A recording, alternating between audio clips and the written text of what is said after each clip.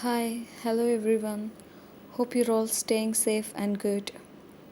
Welcome to my new channel, Let's Learn Together. I'm highly delighted to share my knowledge with you all through this channel. I'm planning to teach grammar through my channel. Hope the videos will be helpful for many students and parents. After watching the video, if you find it useful, do subscribe the channel and support me. Only your inundated response will motivate me to post as many videos as possible. Okay, with no further delay, let's get into today's topic, tense. You all know how important tense. So let's learn the topic today. Tense is nothing but just a form of verb. It's just a form of verb, and it shows the time of an action and degree of completeness. So, tense helps you understand when an action had taken place and how far the action got completed. So, that's it. So, what is tense? It's a form of verb and it tells you the time of an action and degree of completeness. Actually, there are three kinds in tense. You all know very well, that is present, past, and future. And these three kinds have four forms. They are simple, continuous, perfect, perfect continuous. So now let me explain about all these four. Simple. Simple tense will tell you about an action. It refers only an action. It just states the action. Continuous will tell you about the action that is in process. And perfect tense will tell you that the action got completed. Perfect continuous will tell you that the action started long back in the past and it is continuing up to the present. So if you take present tense, you have all these four forms: simple present tense, present continuous, present perfect continuous. The same way for past tense as well as for the future tense. So totally we have 12 tense. And today we are going to concentrate on simple present tense. So first we need to know when to use this tense. There are some situations. First, let me explain those situations. So, the first thing is to express the habitual action. This is very important. To express the routine action or habitual action, we'll be using simple present tense. See the example. He drinks tea every morning. So, it is his habit. She plays tennis in the evening. So she does that thing regularly. So to express the habitual action or routine action or which the things you do it regularly, you can use simple present tense. See the next situation.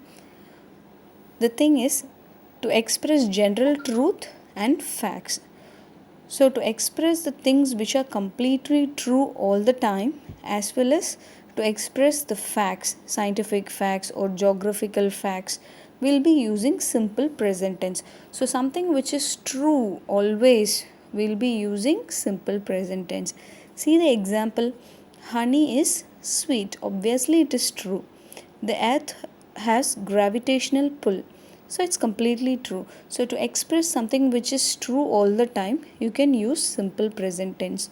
So now the next thing, to show a future event that is already planned. So to express the action which is already planned, for that we will be using simple present tense. See here, the match starts at 9 o'clock. Instead of telling the match will start at 9 o'clock, we are using simple present tense. Even though that is a future action, why are we using simple present tense? Because it is already planned. It's a fixed one. So for that thing, we can use simple present tense. See here, the Commonwealth Games begins next month. So it is already decided by a group of people. So for that action, we can use simple present tense. We'll see the next rule. talk about something that is true at the time of speaking and may continue indefinitely. So, here the thing which is true at the moment of speaking, as well as it is going to be true in the near future also. It means it is going to be true all the time. For example, I'm taking my friend to my library or the library in my school, and I'm just sharing my friend that our library has a big reading room. So it means at the moment when I utter this, it is true, and obviously it is going to be true in the future as well. So something which is true at the time of speaking and it is going to be true in the future as well. So for that we will be using simple present tense. And see here, my brother works in a bank. Instead of telling my brother is working in a bank, why do I say my brother works in a bank? Because it is true at the moment when I say, as well as it is going to be true in the future also. He is going to continue his job over there. So to express such action, we can use simple present tense. And the next thing is to indicate professional activities, rituals, likes and dislikes. For these things also we will be using simple present tense, and I am going to share an example for each of these. For example, professional activities, see the example here. Doctors treat patients with care. And see for the rituals, Bengalis celebrate Durga Puja with great zeal. He enjoys paneer tikka. So, likewise, to express your likes and dislikes, or to talk about some functions or rituals, how do those people celebrate, and professional activities. For example, teachers teach in school. So to express such things which are true, you can use simple present tense. And to express your wish, likes and dislikes, you can use simple present tense. Now the other usage, actually what I have shared in the beginning, is very common and which you know and use it in your day to day life. And now these things you have to know about it. That's why I have written here. Listen, sentences beginning with here and there. For example, here comes Reena, there she goes, there goes the train, here comes the bus. Likewise, the action which is happening at the moment of speaking, and you are using the word here and there to express that. For such things, you can use simple present tense. And then, in vivid narratives, it means when you tell a story, instead of using simple past tense, you can use simple present tense. Basically, you know very well when you want to narrate a story, you will be using only simple past tense. But why do I mention here simple present tense? It is allowed. You can use simple present tense so that you are making your reader feel that it is happening right in front of them. You are creating that feel so that you can use simple present tense when you go on narrating a story. And next, you can see the simple present tense in news headlines or commentaries on sporting events. Obviously, you would have heard some running commentaries when you were watching cricket or football match or any other sporting events. You would have seen how they are giving the commands. That will be in simple present tense. And newspapers, if you see newspaper headlines, obviously you could see them in simple present tense. So the next thing is sentence structure of simple present tense. So far we had discussed when to use simple present tense, and now we are going to see the structure.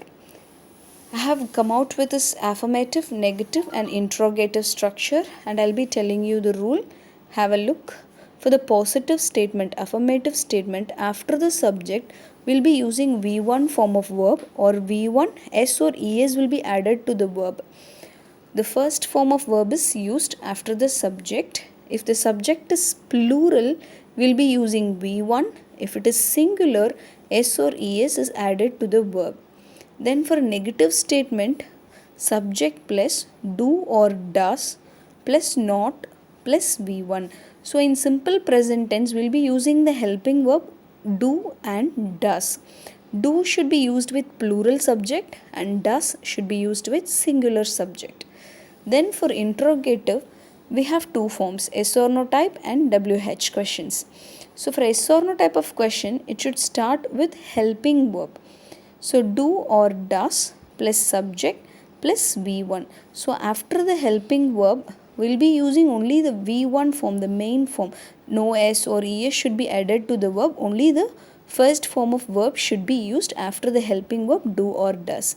And for WH format, WH word, helping verb, then subject, then V1. So you have to see the subject. If it is plural, you have to use do. If it is singular, you have to use does. Now just have a look at the structure. I have just used first person, second person, third person singular, third person plural. So first let's see I. I work. So I always you have to use plural form along with this word I. So I don't work. Now do I work? Where do I work? Or when do I work?